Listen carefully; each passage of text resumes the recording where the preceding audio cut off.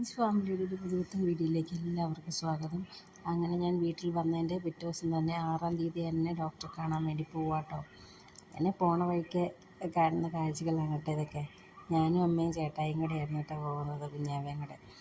അങ്ങനെ ഞങ്ങൾ ഹോസ്പിറ്റലിലേക്ക് പോവുകയാണ്. ഞങ്ങളുടെ പെരിയാമ്പ്ര വഴിയാണ്. ഇതാണ് ഞങ്ങളുടെ കൊച്ചു തൊടുപുഴ ടൗണ്. മാർക്കറ്റും കാര്യങ്ങളൊക്കെയാണ് കേട്ടോ കാണുന്നത്.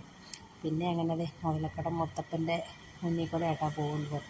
ഞാനിവിടെ പഠിച്ചത് കൊണ്ട് എനിക്കിവിടെ പാട്ട് പാടാനും പ്രാർത്ഥിക്കാനൊക്കെ ഒത്തിരി അവസരം കിട്ടിയിട്ടുണ്ട് കേട്ടോ മുതലക്കട മുത്തപ്പൻ്റെ അടുത്ത്.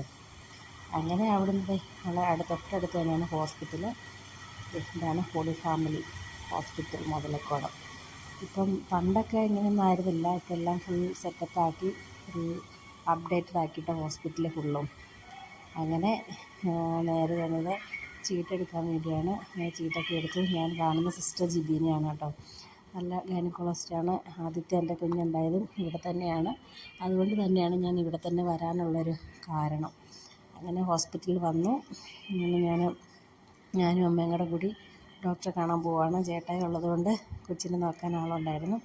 അങ്ങനെ ഞങ്ങൾ കുറേ നേരം വെയിറ്റൊക്കെ ചെയ്ത് കഴിഞ്ഞപ്പോഴത്തേനും പിന്നെ ഞങ്ങളെ വിളിച്ചു. ചെക്കപ്പൊക്കെ നടത്തി. അത് കഴിഞ്ഞ് തിരിച്ചിറങ്ങി വന്നപ്പോഴത്തേനും ചേട്ടായി പൊന്നാപ്പിക്ക് മസാല ദോശ വാങ്ങിച്ച് കൊടുക്കുമായിരുന്നു കേട്ടോ. അങ്ങനെ പൊന്നാപ്പിയുടെ ഫേവറേറ്റായ മസാല ദോശയൊക്കെ കഴിഞ്ഞ് ഞാൻ പിന്നെ പുറത്തേക്ക് ഇറങ്ങിയപ്പോൾ ഞാൻ എൻ്റെ ഹോസ്റ്റലും കാര്യങ്ങളൊക്കെ ആയിട്ടായി കാണുന്നത്. അങ്ങനെ ഹോസ്റ്റലിലൊക്കെ എൻ്റെ പ്രിയപ്പെട്ടൊരു ചേച്ചി അവിടെ ഉണ്ടായിരുന്നു. എൻ്റെ ചേച്ചീനെ കണ്ട് ചേച്ചിയോടും വർത്താനമൊക്കെ പറഞ്ഞ് ഒരുപാട് നാൾക്ക് ശേഷം കാണുന്നതാണ്. പിന്നെ ഞങ്ങൾ ഹോസ്പിറ്റലിൻ്റെ അകത്ത് ഞങ്ങളുടെ വീടിൻ്റെ അടുത്തുള്ളൊരു ചേച്ചി അവിടെ അഡ്മിറ്റായിരുന്നു കേട്ടോ. അമ്മേനെ കാണാൻ വേണ്ടി ഞങ്ങൾ ഹോസ്പിറ്റലിലേക്കൂടെ ഇങ്ങനെ പോകാൻ കേട്ടോ. പണ്ട് ഇത്രയും സെറ്റപ്പൊന്നും ഇല്ലായിരുന്നു, എങ്കിലും അടിപൊളിയാക്കിയിട്ടുണ്ട് ഇപ്പം. പിന്നെ പൊന്നാപ്പി ഉണ്ടായി കിടന്ന റൂമൊക്കെ കാണിക്കാമെന്ന് പറഞ്ഞ് പൊന്നാപ്പിനെ വിളിച്ച് ഏഞ്ചൽ വാർഡിലാണ് പൊന്നാപ്പി കിടന്നത്. ഏറ്റവും ഗ്രൗണ്ട് ഫ്ലോറാണ്. പിന്നെ എല്ലാം കഴിഞ്ഞ് അവിടെ കാര്യങ്ങളെല്ലാം കഴിഞ്ഞ് ഞങ്ങൾ യാത്രയായി. അപ്പോൾ ഇത്രയേ ഉള്ളൂ ഇന്നത്തെ വീഡിയോ. എൻ്റെ വീഡിയോ ഇഷ്ടമായെങ്കിൽ ലൈക്ക് ചെയ്യാനും ഷെയർ ചെയ്യാനും സബ്സ്ക്രൈബ് ചെയ്യാനും